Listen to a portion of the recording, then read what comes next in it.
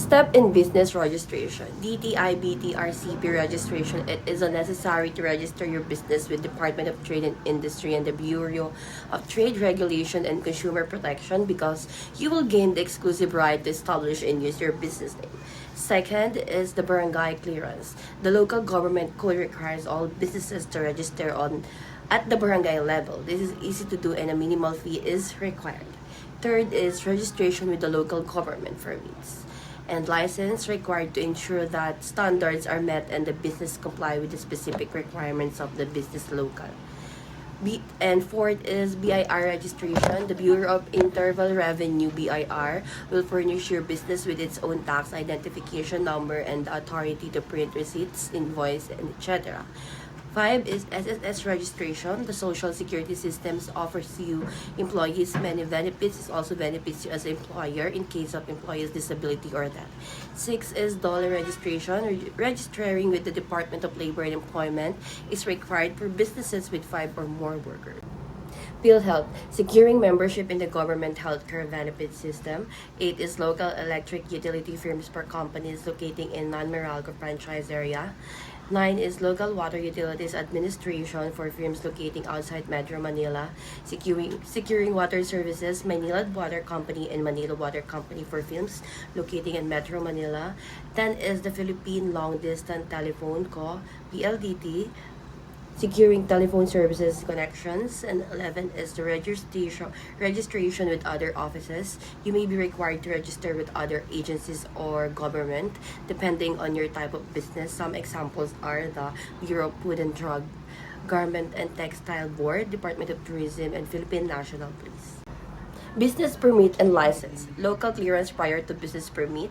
Change of business addresses only. Second is lease contract between the lessor and the lease. If lease attached, mayor permit registration of the building owner landlord as a real estate lessor. Business name registration with the Department of Trade and Industry. 4 is article of incorporation partnership. 5 is barangay clearance. 6 is public liability insurance. 7 is financial statement of assets and liabilities, income tax return. 8 is resident certificate A and B for single proprietorship, C and C1 for corporation. 9 is other special permits depending on the type of business. Local clearance prior to business permit. All business owners who intended to open a business. Second, all business owners who have existing business permit but intends to transfer to a new location. So what are the requirements? First is complete filled-up notarized application from Form Businesses Form Permit. Second is barangay clearance. 3 is DTI SIC registration. 4 is occupancy permit. 5 is translate certificate of title. And 6 is a lease contract. 7, if no renovation was done in the structure, a notarized affidavit executed by the owner of the building structure attesting to the fact that no major renovation was clearly done. 8 is notarized authorization for the person following up the application. Here's the comparison of sole proprietorship, partnership, corporation, one-person corporation, and cooperative. Where to register? Sole proprietorship, Department of Trade and Industry, which is the DTI. Attain personality. Sole proprietorship, no separate legal personality. Each business structure has its unique characteristics, advantage, and disadvantage. The choice of business structure depends on various factors, including the nature of the business, number of owners, liability concerns, and tax implications. Here's a comparison between limited partners and general partners. Limited partner liability. Limited liability meaning their personal assets are protected beyond their investment in the partnership. The role is typically passive investors not involved in a day-to-day management, while the general partner in the liability is unlimited personal liability meaning their personal assets can be used to settle partnership debts. Role, actively involved in managing the partnership and making decisions. In a limited partnership, there must be at least one general partner with a limited liability, while limited partners have limited liability and are usually passive investors. Here's a comparison between partnership and joint venture. Partnership, a business structure where two or more individuals are sharing ownership and management. Purpose is ongoing business operations, while joint venture is a temporary collaboration between two or more parties to achieve a specific business objective. The purpose is specific project or venture.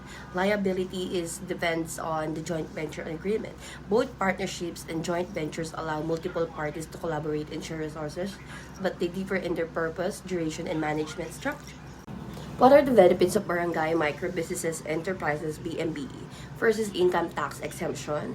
B is exemption from the coverage of the minimum wage law. Two is who are not qualified to register as the barangay microbusiness enterprises. First is the franchise business. Second is the business that has more than one branch. And how to register barangay microbusiness enterprises BMBE in DTI. First is application for registration as barangay microbusiness enterprises. Second is DTI certificate or business name registration. Third is mayor's business permit, of course. Breakdown of assets and latest financial statement, picture of the office, stall or facilities, and last is ID of the owner. Here's the differentiation between an offer and an advertisement using the example of Pepsi Cola.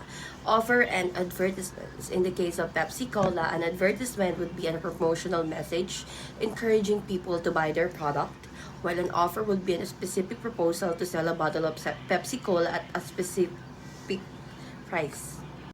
Marcom marketing communications encompasses various strategies to communicate with target audiences.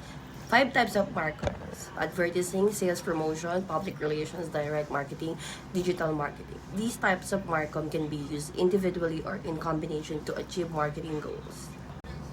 In food, the computation is first variable cost, the total of cost of goods, materials, ingredients, production time, packaging, promotion, shipping, affiliate divided by the total of products.